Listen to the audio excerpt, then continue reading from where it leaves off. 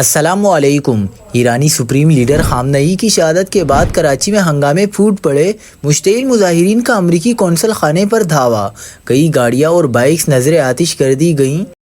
کیا آپ حالات حاضرہ سے آگاہی حاصل کرنا چاہتے ہیں؟ خبر کے پیچھے چھپے اصل حقائق جاننا چاہتے ہیں تو ابھی سبسکرائب کیجئے جلمل پاکستان کو اور ساتھ ہی گھنٹی کے نشان پر کلک کر دیں۔ آپ کو بتاتے چلیں کہ کراچی میں مظاہرین کے امریکی قونصلیٹ میں داخلے کی کوشش، جھڑپوں میں 10 افراد جاں بحق، 35 زخمی ہو گئے۔ اسلام آباد میں بھی مظاہرین اور پولیس میں جھڑپیں، شیلنگ اور پتھراؤ۔ لاہور میں بھی امریکی قونصل خانے کے باہر دھرنا جاری۔ کراچی میں امریکی حملوں کے خلاف ریلیاں اور احتجاجی مظاہروں کا سلسلہ جاری ہے۔ مظاہرین کی جانب سے امریکی قونصل خانے جانے کی کوشش میں جگہ جگہ پولیس سے جھڑپیں جاری ہیں۔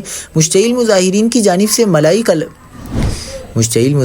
جانب سے مائی کلاچی روڈ پر ایک گاڑی اور متعدد موٹر سائیکلیں نظر آتش کر دی گئیں۔ اس سے قبل کراچی میں مظاہرین کی جانب سے امریکی قونصل خانے پر پتھراؤ کیا گیا، جس پر پولیس اور رینجرز نے کارروائی کرتے ہوئے آنسو گیس شیل کا استعمال کیا اور مظاہرین کو پیچھے دھکیل دیا۔